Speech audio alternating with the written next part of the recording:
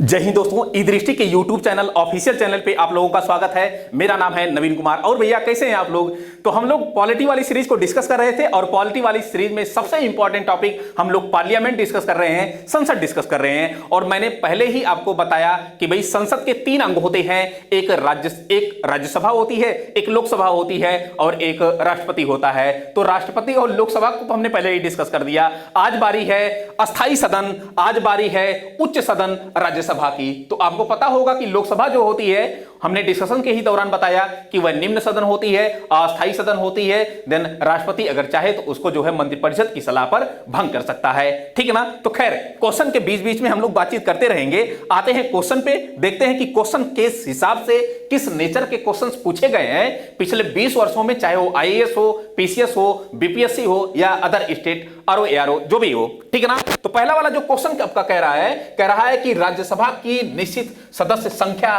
क्या है। तो हमने जब लोकसभा पढ़ाया आपको तो उसमें बताया कि लोकसभा की कितनी निश्चित सदस्य संख्या है, राज्यसभा की कितनी है, लोकसभा की अधिकतम कितनी हो सकती है, वर्तमान में कितनी है, राज्यसभा की अधिकतम कितनी हो सकती है, वर्तमान में कितनी है। तो बात आई राज्यसभा की, तो राज्यसभा की अगर हम कहें कि अधिकतम संख्या कितनी हो सकती है तो वही अधिकतम संख्या पूछा है 250 दोस्तों, 250। लेकिन मैं यह कहूं कि वर्तमान में इसकी संख्या कितनी है राज्यसभा की, तो यह 245 है। लेकिन 245 ही नहीं जानना है बल्कि इसके विषय में और भी जानना है। यह आप यहां पर 3 ड्राफ्टिंग या 3 पार्ट करके तोड़ के देख सकते हैं। एक तो 225 सदस्य होते हैं इसके राज्यसभा के 245 सदस्यों में, यह स्टेट से आते हैं, मतलब कि राज्य से आते हैं। ये आपको जानना पड़ेगा कि जो राज्यसभा है इसमें राज्य के भी सदस्य होते हैं, इसमें केंद्र शासित प्रदेश के भी सदस्य होते हैं। इसके अलावा 12 ऐसे सदस्य होते हैं जो राष्ट्रपति के द्वारा मनोनीत किए जाते हैं, नॉमिनेट किए जाते हैं, ठीक ना दोस्तों। तो 225 जो सदस्य होंगे ये राज्य से होंगे। वहीं पर जो 8 सदस्य होते हैं, यह 8 सदस्य यूटी से होते हैं, केंद्र शासित प्रदेश से होते हैं। जबकि 12 ऐसे सदस्य होते हैं, यह 12 सदस्य आपको बताते चलूं कि राष्ट्रपति के द्वारा इन 12 सदस्यों को मनोनीत किया जाता है। तो थोड़ा सा अगले वाले पेज पर हम ड्राफ्टिंग करेंगे इसकी, लेकिन इसका जो आंसर होगा वह 250 आंसर होगा। D is right answer. आपका ए का क्वेश्चन नंबर 1 का डी ऑप्शन होगा, ठीक ना भैया। तो खैर इसको हम ऐसे देखें कि भाई अधिकतम संख्या हमने ए बताया राज्यसभा की आपको कि 250 हो सकती है। लेकिन अगर मैं यह कहूं कि भाई वर्तमान में कितनी संख्या है, तो वर्तमान में टोटल 245 सदस्य संख्या है। और 245 में अगर राज्यों के द्वारा, स्टेट के द्वारा अगर प्रतिनिधित्व की बात की जाए तो टोटल का टोटल 225 सदस्य राज्य के द्वारा प्रतिनिधित्व किए जाते हैं। वहीं पर केंद्र शासित प्रदेश या फिर हम कहें कि यूटी या फिर कहें कि भाई केंद्र शासित प्रदेशों के द्वारा कितने सदस्य या केंद्र शासित प्रदेशों से कितने सदस्य जो है यहां पर चुन के आते हैं, तो वह जो है आपका 8 सदस्य आते हैं। वहीं पर 12 ऐसे सदस्य होते हैं जिनको राष्ट्रपति महोदय के द्वारा क्या किया जाता है दोस्तों, नॉमिनेट किया जाता है या फिर कहें कि मनोनीत किया जाता है। दोस्तों ये बार बार क्वेश्चन पूछा गया है कि राष्ट्रपति के द्वारा राज्यसभा में कितने सदस्यों का मनोनयन किया जाता है। तो आपको यह भी बताते चलूं कि इसकी जो आर्टिकल है, आर्टिकल 80 का सब क्लास 1 जो कहता है, यह कहता है कि राष्ट्रपति राज्यसभा में 12 सदस्यों को मनोनीत करेगा। और वे 12 जो सदस्य होंगे वह जो है विज्ञान से रिलेट करेंगे, कला से रिलेट कर सकते हैं, इसके अलावा समाज से रिलेट कर सकते हैं, और एक और सब्जेक्ट है साहित्य। ये 4 सब्जेक्ट ऐसे हैं, इन चारों क्षेत्रों से यह 12 सदस्य मनोनीत होते हैं, चारों सदस्यों से बिलोंग करते हैं, चारों जो है क्षेत्रों से संबद्ध होते हैं। तो ये ड्राफ्टिंग आपके दिमाग में होनी चाहिए। इसके अलावा यह भी आपको पता होना चाहिए कि जो 8 सदस्य आ रहे हैं, ये 8 सदस्य किन जो है केंद्र शासित प्रदेशों से होकर आ रहे हैं। तो आपको पता होना चाहिए भाई कि दिल्ली अपनी राजधानी है, यहां से टोटल 3 सदस्य आते हैं दोस्तों। फिर पांडिचेरी है, इस पांडिचेरी से केवल का केवल राज्यसभा में दोस्तों 1 सदस्य आते हैं, 1 सदस्य। वहीं पर इतने समय जो जम्मू कश्मीर पहले स्टेट हुआ करता था, लेकिन 5 अगस्त 2019 को वह राज्य के रूप में, पहले स्टेट हुआ करता था लेकिन 5 अगस्त 2019 को वह केंद्र शासित प्रदेशों के रूप में डिवाइड हो गया, जम्मू कश्मीर और लद्दाख। तो जम्मू कश्मीर के लिए 4 सीटें हैं, ये आपको पता होना चाहिए कि राज्यसभा में जम्मू कश्मीर के लिए 4 सीटें हैं ए। तो टोटल 8 सीट केंद्र शासित प्रदेशों के लिए, ठीक ना भैया। बाकी राज्य के लिए 225, वहीं पर 12 सदस्य ऐसे हैं जो इन 4 क्षेत्रों से बिलोंग करते हैं और उन्हीं को राष्ट्रपति अनुच्छेद 80(1) के तहत मनोनीत कर देता है, नॉमिनेट कर देता है, ठीक ना भैया। तो ए ड्राफ्टिंग आपको पता ही होना चाहिए। बाकी आते हैं नेक्स्ट क्वेश्चन पे। क्वेश्चन नंबर 2 कह रहा है, क्वेश्चन नंबर जो 2 पूछा गया है, ये लगातार दोनों एग्जाम में पूछा गया है, 53वीं और 55वीं बीपीएससी जो 2011 में हुआ था एग्जाम, उसी में एक क्वेश्चन पूछा गया है, राज्यसभा के ही बारे में है। तो कह रहा है कि राज्यसभा में होते हैं सदस्यों के ही बारे में पूछा गया है। तो 280 सदस्य, ये पहले में गलत हो गया भैया, 275 सदस्य पहले ही गलत हो गया, 250 सदस्य मतलब 250 सदस्य, जिनमें 12 सदस्य भारत के राष्ट्रपति द्वारा मनोनीत किए जाते हैं, ठीक ना भैया। तो यही सी ही ऑप्शन आपका सही होगा, C is the right answer. आपको यह भी पता होना चाहिए कि 250 सदस्यों में 238 जो सदस्य होते हैं वह स्टेट प्लस यूटी इन दोनों का प्रतिनिधित्व करते हैं। बाकी और जो 12 शेष बचे वह क्या है, राष्ट्रपति द्वारा मनोनीत किए जाते हैं, ठीक ना भैया। तो खैर पिछला वाला जो क्वेश्चन था उस पे हमने सारी चीजें बताई हैं। क्वेश्चन नंबर 3 जरा देखना, एक क्वेश्चन कब पूछा गया है, ए आईएएस प्री वर्ष 2012 में एक क्वेश्चन पूछा गया है। कह रहा है कि उसी टॉपिक से रिलेट है, संघ राज्य क्षेत्रों का, ये देखिए कह रहा है कि निम्नलिखित में से उपर्युक्त में से कौन सा कथन सही है। यहां पर जरूर आप पढ़िए कि उपर्युक्त में से कौन सा कथन गलत है कि सही है, ये जरूर पढ़िए। तो कभी कभी यहां पे गलत दे देता है या नहीं है या सही है, तो सही यहां पूछ रहा है, आपका सही है पूछ रहा है, ठीक ना भैया। तो यहां पर पढ़िए, पहला वाला कथन क्या कह रहा है कि संघ राज्य क्षेत्रों का राज्यसभा में दोस्तों, मतलब कि यूटी का, केंद्र शासित प्रदेश का राज्यसभा में प्रतिनिधित्व तो नहीं होता है। ऐसा है क्या? ऐसा क्या? 8 जो है सदस्यों को हमने बताया ना कि भाई दिल्ली से 3 सदस्य, पांडिचेरी से 1 सदस्य, वहीं पे जम्मू कश्मीर से 4 सदस्य, टोटल 8 सदस्य यूटी केंद्र शासित प्रदेशों का प्रतिनिधित्व करते हैं राज्यसभा में, ठीक ना दोस्तों। तो इस हिसाब से आपका पहला वाला जो ऑप्शन है ए गलत हुआ, ए गलत हुआ, पहला वाला कथन गलत हो गया। तो इसमें भी 1 है, इसमें भी 1 है, दोनों काट दीजिए ऑप्शन। फिर कह रहा है कि निर्वाचन झगड़ों का निर्णय करना मुख्य निर्वाचन आयुक्त के अधिकार क्षेत्र में आता है। तो ये बताइए कि चाहे मैं बताऊं कि राज्यसभा का चुनाव हो, लोकसभा का चुनाव हो, राष्ट्रपति का चुनाव हो, उपराष्ट्रपति का चुनाव हो, इन मामलों में अगर निर्वाचन के मामलों में अगर कोई समस्या या विवाद उत्पन्न होता है तो सुप्रीम कोर्ट उसकी सुनवाई करता है, ना कि दोस्तों निर्वाचन आयोग या मुख्य निर्वाचन आयुक्त सुनवाई करता है। इसके अधिकार क्षेत्र में नहीं आता है, यह सुप्रीम कोर्ट के अधिकार क्षेत्र में आता है। तो इसलिए आपका जो 2 ऑप्शन है, दूसरा कथन, यह भी गलत हुआ। तो दूसरा कथन यह भी काट दीजिए। इक्का ऑप्शन आपका बचा, तो इसी को सही कर दीजिए ना, 5वां थोड़े दिया है, लेकिन यहां पे पढ़ना है, यहां पे मास्टर पढ़ा रहा है तो पढ़ना है। तीसरा वाला क्या कह रहा है कि भारत के संविधान के अनुसार संसद में केवल, ये भैया केवल और ऐसे कुछ जो शब्द होते हैं, केवल हो गया, इनमें से कोई नहीं, ठीक ना। ऐसा जो कुछ शब्द होता है की पॉइंट, इनको जरूर पकड़िए आप। तो केवल कह रहा है कि केवल राज्यसभा और केवल लोकसभा और राज्यसभा होती है। कह रहा है कि भारत के संविधान के अनुसार संसद में, ससुरा हमने बताया कि भैया संसद के 3 अंग, एक तो हो गया आपका लोकसभा, दूसरा हो गया राज्यसभा और तीसरा आपका हो गया राष्ट्रपति, ये 3 अंग। लेकिन ये कह रहा है कि केवल लोकसभा और राज्यसभा होती, तीनों, ये भी गलत। तो ये भी मतलब कि इनमें से कोई नहीं होगा दोस्तों। तो आपका जो ऑप्शन होगा वो डी ऑप्शन होगा, D is the right answer. कब क्वेश्चन पूछा गया? आईएएस यूपीएससी में क्वेश्चन पूछा गया है, वर्ष 2012 में प्री में क्वेश्चन पूछा गया। तो कॉन्सेप्चुअल क्वेश्चन था, बड़ा अच्छा क्वेश्चन था, और मुझे लग रहा है कि ये सब क्वेश्चंस जो भी बंदा कर ले जाएगा या बंदी कर ले जाएगी, वह मतलब कि एक अप्रोच अपने आप में रखता है कि आसानी से प्री फाइट हो जाएगा।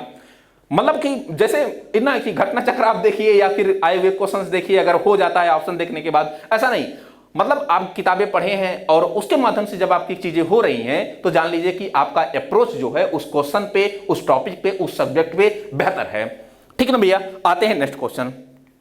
क्वेश्चन नंबर 4 जरा देखना। क्वेश्चन नंबर 4 क्या कह रहा है? कह रहा है कि राज्यसभा के सदस्य चुने जाते हैं। तो राज्यसभा के सदस्यों का दोस्तों अब देखिए जरा, संसद अपना है, इस संसद के दो सदन, एक तो जो है लोकसभा होती है, एक लोकसभा होती है और दूसरा राज्यसभा होती है, दूसरा राज्यसभा होती है भाई। अच्छा, उसी प्रकार राज्य विधानमंडल, ये तो केंद्र स्तर पर होता है ना, केंद्र स्तर पर होता है। उसी प्रकार अगर हम देखें तो राज्य स्तर पर राज्य विधानमंडल होगा, राज्य विधानमंडल होगा दोस्तों।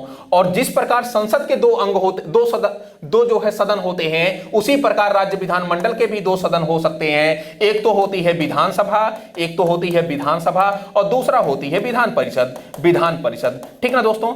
और जैसे लोकसभा निम्न सदन है वैसे जो है विधानसभा निम्न सदन है, जैसे राज्यसभा उच्च सदन है वैसे विधानसभा उच्च सदन है, जैसे लोकसभा भंग किया जा सकता है वैसे विधानसभा भंग किया जा सकता है, जैसे राष्ट्रपति भंग कर सकता है लोकसभा को तो राज्य में राज्यपाल लोकसभा विधानसभा को भंग कर सकता है। ठीक ना? तो यही सब सारी चीजें हैं। कुल मिला जुलाकर ना तो राज्यसभा को भंग किया जा सकता है, ना तो आपका विधान परिषद को भंग किया जा सकता है। विधान परिषद को समाप्त किया जा सकता है, भंग नहीं किया जा सकता है। ये चीजें आपको नोट डाउन करनी है। मैं क्या बता रहा था, ये राज्यसभा के सदस्य चुने जाते हैं। हाँ, मैं ये कह रहा हूं कि जो लोकसभा है और जो विधानसभा है, इन दोनों के सदस्यों का दोस्तों चुनाव जो है जनता के द्वारा किया जाता है। और जैसे ही जनता के द्वारा चुनाव किया जाएगा उसको हम वयस्क मताधिकार पर आधारित चुनाव कहते हैं। आपको यह भी पता होना चाहिए, अनुच्छेद 226, 326 सीधा सा कहता है कि लोकसभा और विधानसभा का जो चुनाव होगा वह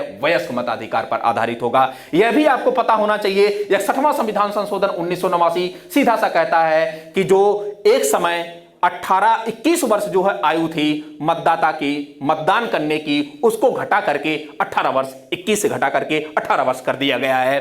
तो ये जो लोकसभा है और विधानसभा है, इनका जो चुनाव होगा वह वयस्क मताधिकार पर आधारित होगा। इसको हम अनुच्छेद 326 के माध्यम से देख सकते हैं। जनता के द्वारा चुनाव किया जाता है और जब जनता के द्वारा चुनाव किया जाएगा तो जायज है कि ये चुनाव कैसा होगा दोस्तों? प्रत्यक्ष चुनाव होगा। वहीं पर ये जो राज्यसभा का चुनाव होता है, चाहे ये विधानसभा का चुनाव हो, इसको जनता नहीं चुनती है, डायरेक्टली जनता नहीं चुनती है दोस्तों। और जनता जब नहीं चुनेगी तो इसको हम अप्रत्यक्ष चुनाव कहते हैं। यहां पर देखिए, ये जो है राज्यसभा के सदस्यों का चुनाव कौन करेगा? विधानसभाएं जो हैं, इन विधानसभाओं के जो सदस्य हैं, कुल मिला जुलाकर यही विधानसभा के सदस्य क्या करते हैं? राज्यसभा के सदस्यों का दोस्तों चुनाव करते हैं। अब ऑप्शन में आप जरा देखिए, ऑप्शन कह रहा है कि राज्यों की विधानसभाओं द्वारा चुने जाते हैं, तो यही तो आपका ऑप्शन हो गया पहले वाला। ठीक है ना? विधान परिषद द्वारा नहीं, काटिए इसको, राज्यों की विधानसभा विधान परिषद द्वारा नहीं, नगर पालिका के सदस्यों द्वारा नहीं। ये तो जो है थोड़ा सा विस्तृत विवरण दिया है विधान परिषद के बारे में। ठीक है ना? खैर, आपका जो ऑप्शन होगा, ऑप्शन ए होगा, ए इज राइट आंसर। राज्यों की विधानसभाओं के द्वारा राज्यसभा के सदस्यों का चुनाव होता है। ठीक है भैया?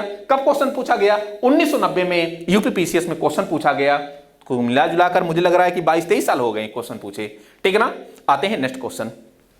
क्वेश्चन नंबर 5 क्या कह रहा है कि निम्नलिखित में से राज्यसभा के विषय में कौन सा कथन सही है? सही कथन की पहचान करनी है। तो पहला क्या कह रहा है कि यह भंग नहीं किया जा सकता। बार बार तो चिल्ला रहा हूं कि भंग नहीं किया जा सकता, मतलब ये सही है। ठीक ना? फिर कह रहा है कि इसका कार्यकाल 5 वर्ष का होता है। अब सुनना जरा, ये संसद है, एक मिनट, ये संसद है और संसद के दो सदन, एक तो लोकसभा हो गई और दूसरा भैया राज्यसभा हो गई। ठीक ना? और ऐसे कर लीजिए कि आप विधानमंडल कर लीजिए, यहीं पे विधानमंडल कर लीजिए और विधानमंडल के आगे ऐसे कर लीजिए, एक तो आपका विधानसभा हो गई और दूसरा आपका क्या हो गया? एक मिनट, विधानसभा हो गई और दूसरा आपका विधान परिषद हो गया। ये जो लोकसभा और विधानसभा है दोस्तों, ध्यान से सुनिएगा, ये जो लोकसभा और विधानसभा है, इनके सदस्यों की जो आयु होगी वह 25 वर्ष होगी, 25 वर्ष। और इनके राज्यसभा और विधान परिषद के सदस्यों की जो आयु होगी यह कितना होगी दोस्तों, यह आपका 30 वर्ष होगी सदस्यों की आयु।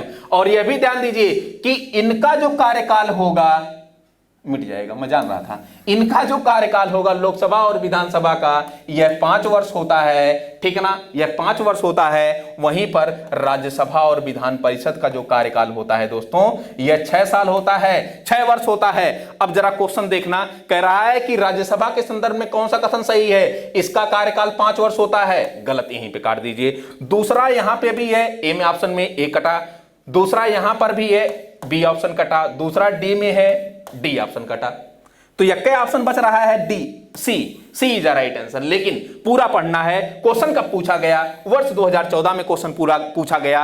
अब देखिए इलिमिनेट मेथड जरूर लगाइए, इलिमिनेट जब आप लगाते हैं मेथड तो आसानी से आपके क्वेश्चंस हो जाते हैं, ना आते हुए भी क्वेश्चन हो जाते हैं। ये तो आपका एक मतलब कि जो है आपका नॉलेज चेक करना चाह रहा है कि भाई आप प्री फाइट कर सकते हैं कि नहीं कर सकते हैं, ठीक है ना, प्री फाइट करिए, बाकी चीजें खत्म हो जाती हैं, फिर मेंस में ही सारी चीजें आपको करनी पड़ती हैं कुल मिला जुलाकर, चाहे आईएएस हो या पीसीएस हो। नेक्स्ट क्वेश्चन, नेक्स्ट कथन क्या कह रहा है, क्वेश्चन नंबर 3 कह रहा है कि प्रत्येक 2 वर्ष के बाद इसके 1/3 सदस्यों का कार्यकाल समाप्त हो जाता है। ये बात सही है भाई, राज्यसभा के 1/3 सदस्यों का जो कार्यकाल होता है ये 2 वर्ष पश्चात जो है दोस्तों समाप्त हो जाता है। अच्छा, मैं एक चीज मजे की आपको बात बताते चलूं, जो पहली जो है राज्यसभा थी, तो सवाल है कि पहली राज्यसभा के सदस्यों का पद कैसे था, कार्यकाल कैसे था, पदावधि कैसे थी, किनको जो है 1/3 सदस्यों को समाप्त किया गया, जबकि कह रहा है कि 6 वर्ष आए इनका जो है कार्यकाल होता है।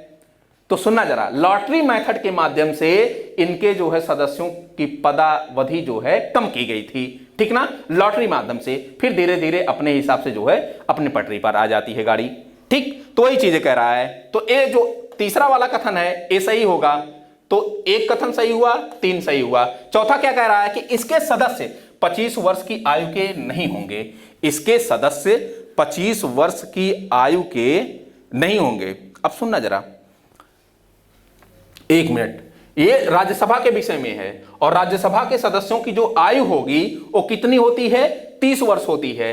तो कह रहा है इसके सदस्य 25 वर्ष से कम आयु के, 25 वर्ष से कम आयु के नहीं, 30 वर्ष से कम आयु के नहीं होंगे, इसलिए यह भी गलत हो गया। तो 1 और 3 मतलब कि जो है सी इज अ राइट आंसर। पूछा कब गया, यूपीपीसीएस 2014 में। आते हैं नेक्स्ट क्वेश्चन। नेक्स्ट क्वेश्चन क्या कह रहा है, क्वेश्चन नंबर 6 जरा देखना, एक कथन और कारण से संबंधित है, इसी को आपको करना है। कह रहा है कि राज्यसभा का विघटन नहीं होता, राज्यसभा का विघटन नहीं होता। क्यों नहीं होता, क्योंकि यह अस्थायी सदन है, इसलिए राज्यसभा का विघटन नहीं होता। लेकिन लोकसभा का विघटन हो जाता है, कैसे, राष्ट्रपति अगर चाहे तो मंत्रिपरिषद की सलाह पर या प्रधानमंत्री की सलाह पर उसको भंग कर सकता है, क्योंकि वह निम्न सदन है, अस्थायी सदन है, इसलिए उसको भंग कर सकता है। लेकिन राज्यसभा उच्च सदन है, अस्थायी सदन होने के कारण इसको भंग नहीं किया जा सकता है, इसका विघटन नहीं किया जा सकता है। ये जो अभी कथन है ये सही है। फिर कह रहा है कि इसके मतलब यथावत 1/3 सदस्य हर दूसरे वर्ष सेवानिवृत्त होते हैं। एक कथन का कारण जो है एकदम स्पष्ट रूप से व्याख्या करता है, क्योंकि अगर आप लगा के देखेंगे कि राज्यसभा का विघटन इसलिए नहीं होता है क्योंकि इसके 1/3 सदस्य हर दूसरे वर्ष क्या करते हैं, सेवानिवृत्त होते हैं, इसी के कारण यह जो है इसका विघटन नहीं होता है। तो इस हिसाब से अगर हम देखें तो जो एक कथन होगा, मतलब कि कथन और कारण दोनों सही है, और इसकी ये व्याख्या कर रहा है। आरओ में क्वेश्चन मेंस में पूछा गया, वर्ष 2016 में क्वेश्चन पूछा गया, ठीक ना दोस्तों। आते हैं नेक्स्ट क्वेश्चन। नेक्स्ट क्वेश्चन क्या कह रहा है, क्वेश्चन नंबर 7 कह रहा है कि राज्यसभा को भंग करने का अधिकार किसे प्राप्त होता है। तो ये बीपीएससी में क्वेश्चन पूछा गया है 1995 में। ये बताइए, लोकसभा भंग थोड़े होगी, लोकसभा को भंग करने का अधिकार किसी का नहीं है, तो किसी का नहीं है तो उपरयुक्त में से कोई नहीं, ठीक है ना तो राष्ट्रपति भंग कर सकता है, ना तो सर्वोच्च न्यायालय, ना तो उपराष्ट्रपति भंग कर सकता है। राष्ट्रपति को भंग करने का अगर राइट होता है तो किसको होता है, तो वह लोकसभा को होता है, ये आपको जानना चाहिए, ठीक है ना भैया। आते हैं नेक्स्ट क्वेश्चन।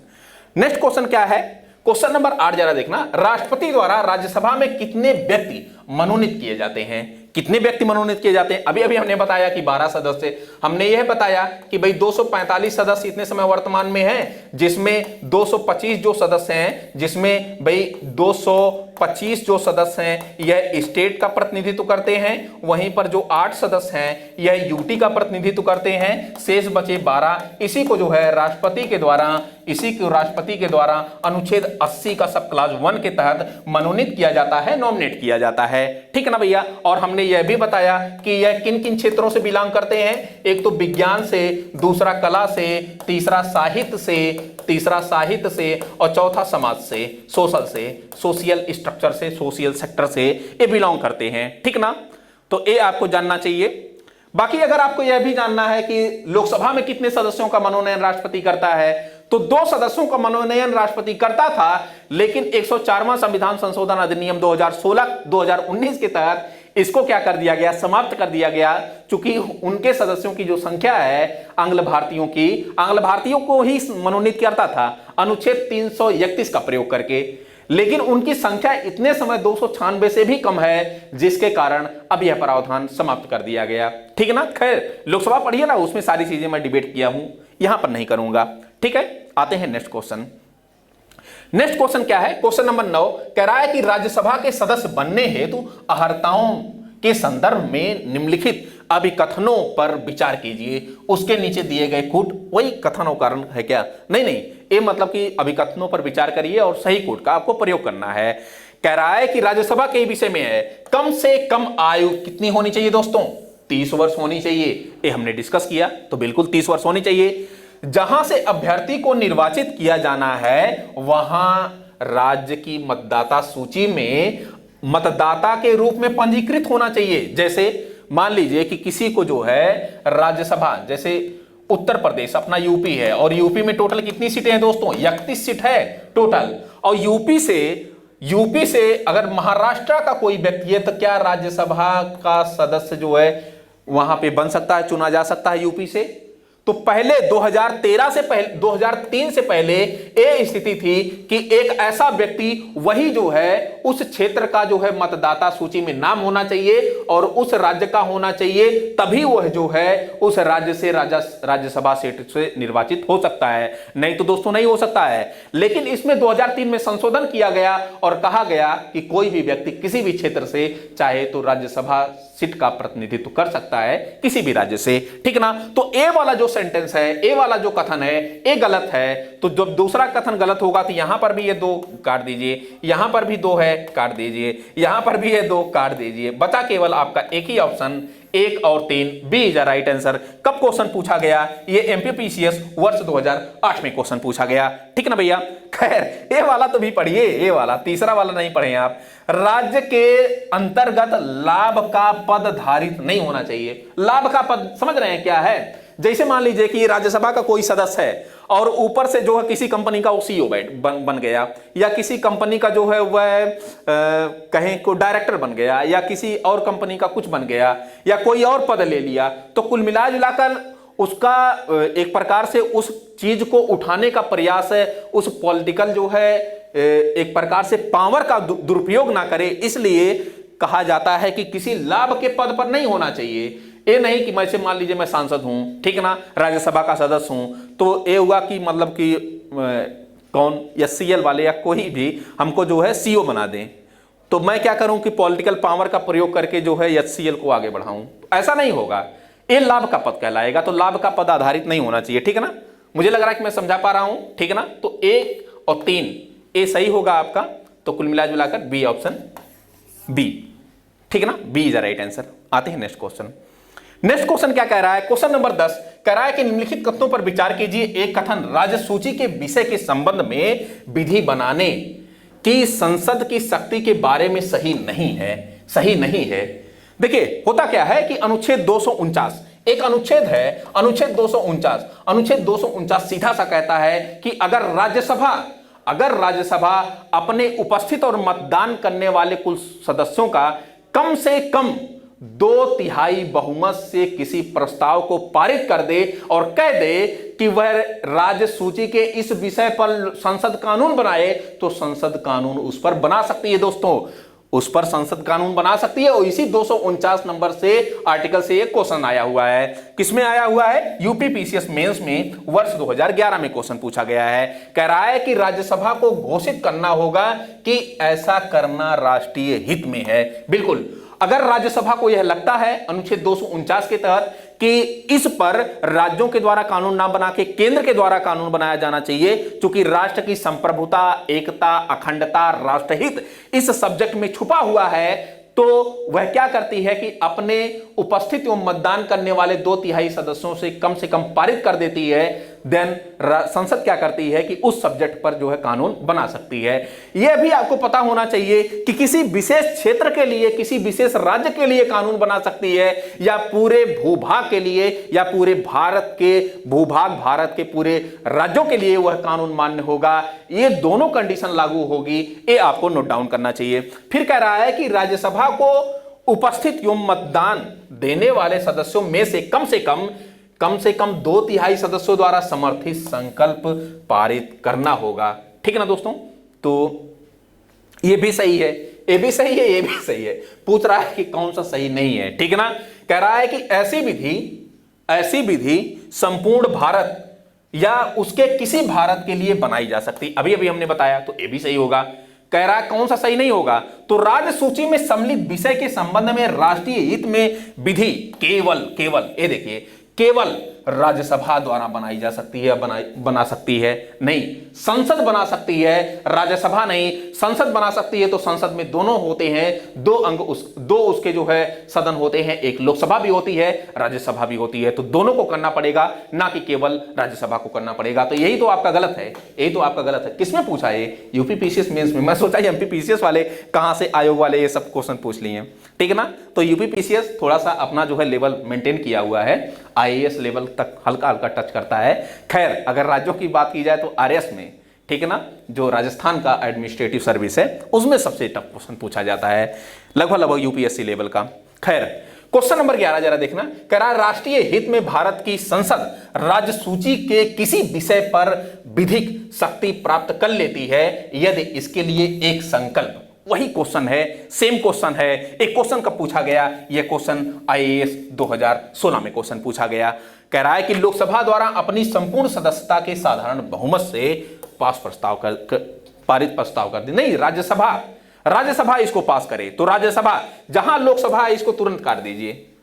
राज्यसभा, यहां लोकसभा आया, यहां लोकसभा आया, दोनों तुरंत काट दीजिए।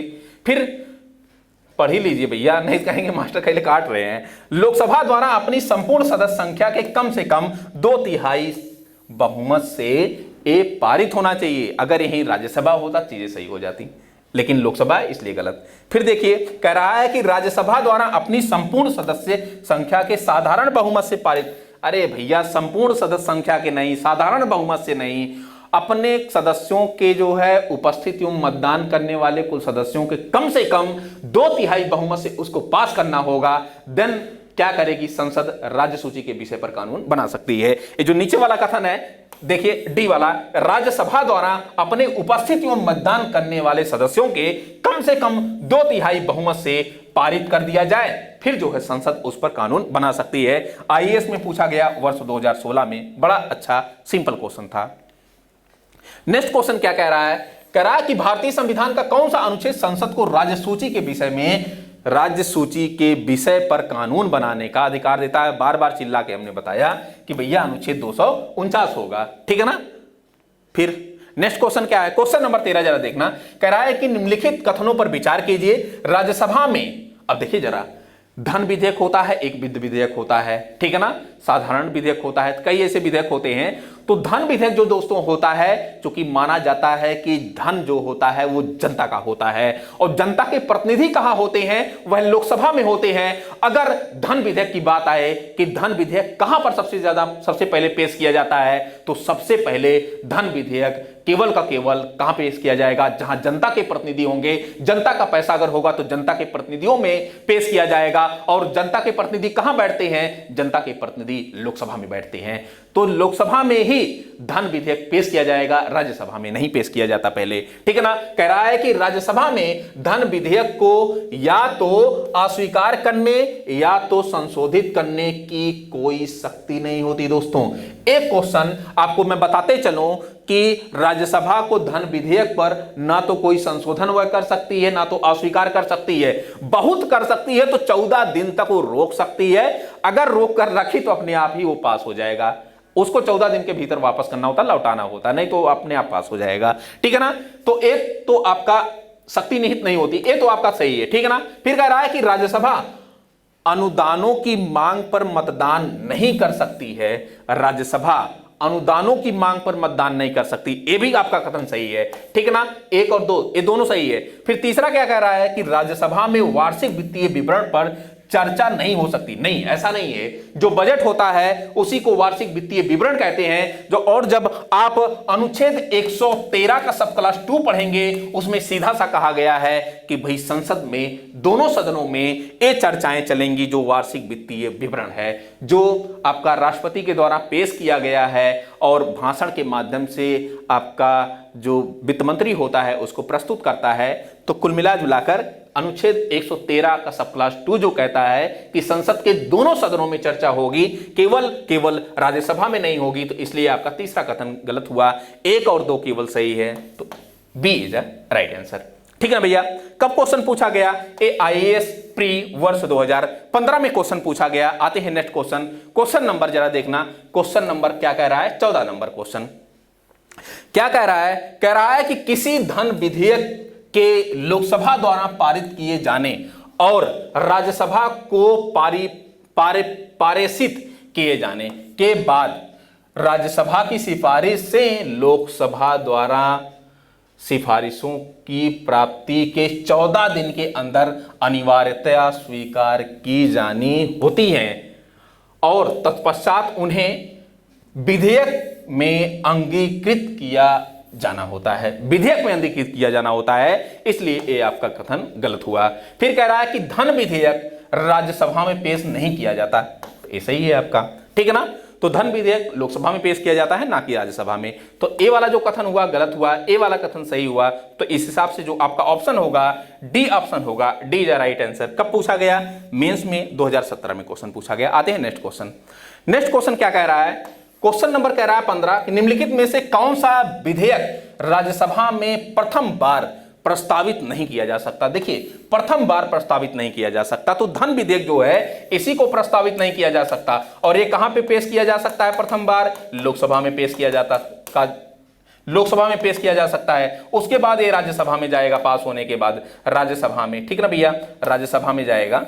और राज्यसभा में जब जाएगा तो अधिकतम में 14 दिन तक अपने पास रख सकते हैं और 14 दिन बाद अगर नहीं पास किए तो पास माना जाएगा। साधारण विधेयक, ये सब तो सारी चीजें होती ही रहती हैं, ठीक है ना। यूपीपीसीएस 2021 में क्वेश्चन पूछा गया। क्वेश्चन नंबर 16 जरा देखना, कह रहा है कि राज्यसभा किसी धन विधेयक में सारभूत संशोधन करती है। सारभूत संशोधन करती है, राज्यसभा किसी धन विधेयक में सारभूत संशोधन करती है तो तत्पश्चात क्या होगा। पहली बात संशोधन करती है, संशोधन करने का वो राइट ही नहीं है, ना तो अस्वीकार करने का राइट है धन विधेयक को, ठीक है ना।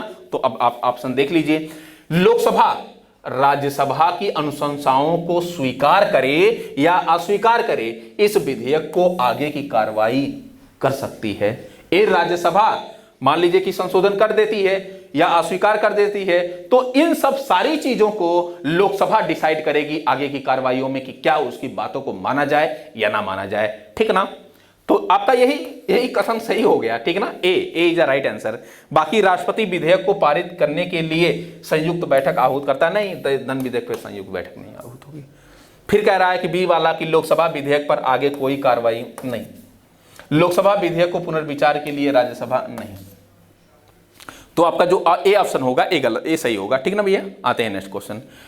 क्वेश्चन नंबर 17 जरा देखना, निम्न में से कौन सी शक्तियां लोकसभा को राज्यसभा की तुलना में अनन्य रूप से प्राप्त होती हैं। अनन्य रूप से प्राप्त होती हैं, एक तो मैं बताऊं कि एक अनुच्छेद है, अनुच्छेद 312, वहीं से क्वेश्चन है पूछा गया है, और 312 के तहत राज्यसभा को यह पावर दी जाती है कि राज्यसभा अगर जो है चाहे तो वह केंद्रीय स्तर पर, राज्य स्तर पर नए सिविल सेवा या अखिल भारतीय सेवा का जो है निर्माण कर सकती है। ठीक ना, उसी संबंधित क्वेश्चन है। तो क्या कह रहा है कि धन विधेयक, खैर उससे एक ऑप्शन उससे है, बाकी और सब सारी चीजों से है। ये कह रहा है कि कौन सी ऐसी शक्तियां हैं जो लोकसभा को राज्यसभा की तुलना में अनन्य रूप से प्राप्त होती हैं। अनन्य रूप से धन या वित्त विधेयक केवल कहां प्रस्तुत किया जाता है? लोकसभा में। बिल्कुल बात सही है, तो ए वाला आपका जो ऑप्शन सही होगा। फिर कह रहा है कि दूसरा वाला कथन कि धन विधेयक के निरस्तीकरण अथवा संशोधन के संबंध में। ठीक ना, तो ये भी भाई बात सही है। ठीक, फिर कह रहा है कि मंत्रिपरिषद के उत्तरदायी के संबंध में। मंत्रिपरिषद के उत्तरदायी के संबंध में, तो मंत्रिपरिषद तो उत्तरदायी होती ही है लोकसभा के प्रति। ठीक है ना, तो ये भी सही है। ये भी मतलब कि आपका जो है कुल मिला जुलाकर अखिल भारतीय सेवाओं के सृजन के संबंध में, अखिल भारतीय सेवाओं के सृजन के संबंध में, अखिल भारतीय सेवाओं के सृजन के संबंध में जो अनन्य रूप से जो शक्तियां हैं, ये तुलना रूप से जो है, ये तुलनात्मक रूप से जो है प्राप्त होती हैं लोकसभा को राज्यसभा की तुलना में। ठीक ना, तो ए वाला आपका कथन नहीं होगा, बाकी ए तीनों ऑप्शन होंगे। तो 1 2 3, 1 2 3 किसमें है? 1 2 3, ये जो बी वाला है, A B is a right answer. ठीक ना, मतलब कि कुल मिला जुलाकर ए कह रहा है कि इन तीनों मामलों में तो राज्यसभा और लोकसभा इन दोनों को जो है तुलनात्मक रूप से अनन्य रूप से तुलनात्मक रूप से शक्तियां प्राप्त होती हैं, लेकिन ए अनन्य रूप से है राज्यसभा के लिए स्पेशली 312 अनुच्छेद। ठीक है, आते हैं नेक्स्ट क्वेश्चन। क्वेश्चन नंबर 18,000 देखना, कह रहा है कि निम्नलिखित में से किसके संबंध में राज्यसभा का अनन्य अधिकार है? अनन्य अधिकार है राज्यसभा के संबंध में। तो यही अनन्य अधिकार यही है कि एक नई अखिल भारतीय सेवा के सृजन हेतु प्रस्तुत करना। ठीक है ना, अनुच्छेद 312 में सीधा सा कहा गया है कि राज्यसभा का ये अनन्य अधिकार है कि एक नई अखिल भारतीय सेवा का सृजन कर सकती है केंद्र या प्रांत स्तर पर। ठीक है भैया, कब क्वेश्चन पूछा गया? वर्ष 2018 में क्वेश्चन पूछा गया। नेक्स्ट क्वेश्चन क्या है? क्वेश्चन नंबर 19 जरा देखना, कह रहा है कि राज्यसभा की लोकसभा के समान शक्तियां किस क्षेत्र में है? तो इसी क्षेत्र, किस क्षेत्र में है? एक तो नई अखिल भारतीय सेवाएं गठित करना, नहीं, ये नहीं है, ये तो राज्यसभा के पास है। संविधान में संशोधन करने के संबंध में, संविधान में संशोधन करने के ही संबंध में तो राज्यसभा को ही उतनी पावर रहती है जितनी लोकसभा को रहती है दोस्तों। ठीक ना, दोनों को बराबर रहती हैं। तो जो आपका ऑप्शन होगा बी होगा, B is the right answer. Option एक क्वेश्चन कब पूछा गया? ये आईएएस प्री वर्ष 2020 में क्वेश्चन पूछा गया। ठीक ना भैया, आते हैं नेक्स्ट क्वेश्चन। क्वेश्चन मिलान करना है आपको। राज्यसभा की सीटें दी हुई हैं और इधर स्टेट दिया हुआ है। तो राजस्थान में आपको पता होगा कि टोटल का टोटल इतने समय 10 सीटें हैं। गुजरात में इतने समय टोटल 11 सीटें हैं, तो 11 सीटों से मिला दीजिए। ठीक है ना, कर्नाटक में इतने समय 12 सीट है, तो 12 सीट से मिला दीजिए। दिया है पंजाब, तो पंजाब में इतने समय 7 सीट है, तो 7 सीट से मिला दीजिए। ए आपका। ठीक है ना, बाकी आप ऑप्शन खोज लीजिए कौन सा होगा। एक क्वेश्चन कब पूछा गया? वर्ष 2021 में पीसीएस में क्वेश्चन पूछा गया। आते हैं नेक्स्ट क्वेश्चन। नेक्स्ट क्वेश्चन क्या है? क्वेश्चन नंबर कह रहा है 21 कि वही कौन सा सुमेलित नहीं है। ये देखिए, कह रहा है कौन सा सुमेलित नहीं है। ए में कह रहा है कि क्या आंध्र प्रदेश में 18 राज्यसभा की सीटें हैं? तो 18 तो नहीं है। तेलंगाना जब अलग हुआ तो 18 नहीं रह गई हैं, बल्कि यहां पर अब 11 हो गई हैं और 7 सीटें उसकी हो गई हैं, तो 11। यही तो सही नहीं है यार, यही तो सही नहीं है, बाकी सब सही है। ओडिशा में जो है इतने समय टोटल 10 सीटें हैं, तमिलनाडु में इतने समय 18 सीटें हैं, महाराष्ट्र में इतने समय 19 सीटें हैं, यूपी में कितनी सीटें हैं? तो यूपी में 31 सीटें हैं। हालांकि पहले 34 थी, लेकिन अब जो है कितनी सीटें हैं? 31, 31। फिर कह रहा है कि संघीय क्षेत्रों को प्रतिनिधित्व प्राप्त है। संघीय क्षेत्रों को मतलब कि यूटी को केंद्र शासित प्रदेशों को जो है प्रतिनिधित्व प्राप्त है। कहां कहां पे? क्या संसद के दोनों सदनों, जो लोकसभा है और जो राज्यसभा है, इन दोनों में प्राप्त है? तो हाँ भैया, दोनों में प्राप्त है। हमने यह बताया था ना आपको, हमने यह बताया था भाई कि भाई इसके अधिकतम सदस्यों की संख्या कितनी है? 550 है। तो इसमें लोकसभा के भी सदस्य हैं और राज्यसभा के भी सदस्य हैं। सॉरी, इसमें अरे ये तो राज्य लोकसभा का हमने बता ही रहे हैं, ठीक है ना। इसमें राज्य के भी हैं और इसमें यूटी के भी हैं, मतलब कि जो है राज्य और केंद्र शासित प्रदेश दोनों के सदस्य हैं। अभी अभी हमने बताया कि राज्यसभा में भी एक तो राज्य के भी, स्टेट के भी हैं और दूसरा यूटी के भी हैं, ठीक है ना। तो संसद के दोनों सदनों में ए आपका ऑप्शन होगा, C is the right answer. Next question क्या है, क्वेश्चन नंबर 23 जरा देखना। निम्नलिखित कथनों पर विचार कीजिए। राज्यसभा का सभापति तथा उपसभापति उस सदन के सदस्य नहीं होंगे। ऐसा क्या, राज्यसभा का जो सभापति होता है उपराष्ट्रपति होता है और यह जो है राज्यसभा का सदस्य नहीं होता है, ये तो सही है। लेकिन जो उपसभापति होता है ये सदस्य होता है भैया, उन्हीं सदस्यों में से इसका चुनाव किया जाता है। तो कथन गलत हो गया, जब ये गलत हो गया तो ये भी गलत हो गया, ये भी गलत हो गया, ठीक है ना। जबकि राष्ट्रपति के निर्वाचन में संसद के दोनों सदनों के मनोनीत सदस्यों को मतदान का कोई अधिकार नहीं है। बिल्कुल, जब हम निर्वाचन मंडल पढ़ाए थे आपको याद करिए, अनुच्छेद 54 में हमने सीधा सा बताया था कि संसद के निर्वाचित सदस्य पार्टिसिपेट करते हैं, मनोनीत सदस्य पार्टिसिपेट नहीं करते हैं। इसके अलावा जो विधानसभाएं हैं राज्यों की, उनके मनोनीत सदस्य पार्टिसिपेट नहीं करते हैं, केवल निर्वाचित सदस्य पार्टिसिपेट करते हैं। हाँ, ये जरूर हमने बताया कि दिल्ली और पांडिचेरी के विधानसभा के जो निर्वाचित सदस्य हैं वो भी पार्टिसिपेट करते हैं। तो निर्वाचित सदस्य पार्टिसिपेट करते हैं, मनोनीत सदस्य नहीं पार्टिसिपेट करते हैं, निर्वाचन मंडल में नहीं होते हैं राष्ट्रपति के। तो ये वाला जो कथन है ये यहां तक तो सही है। फिर कह रहा है कि राष्ट्रपति के निर्वाचन में मतदान का अधिकार है, हाँ ये भी सही है। तो आपका जो दूसरा वाला कथन है ये सही है। इस हिसाब से जो आपका ऑप्शन होगा B is the right answer. कब क्वेश्चन पूछा गया? यूपीएससी में क्वेश्चन, आईएएस में 2013 में क्वेश्चन पूछा गया। आज के लिए फिलहाल इतना ही। Thank you so much for watching this video. कल मिलते हैं किसी नए टॉपिक। कल क्या टॉपिक होगा? कुछ नया टॉपिक होगा, बेहतर टॉपिक होगा, मुझे पता नहीं क्या बनाए हैं सब लोग संस्थान वाले, ठीक है ना। तो कल जो भी होगा बढ़िया अच्छे से डिस्कस हम लोग करेंगे। आज के लिए फिलहाल इतना ही। Thank you so much.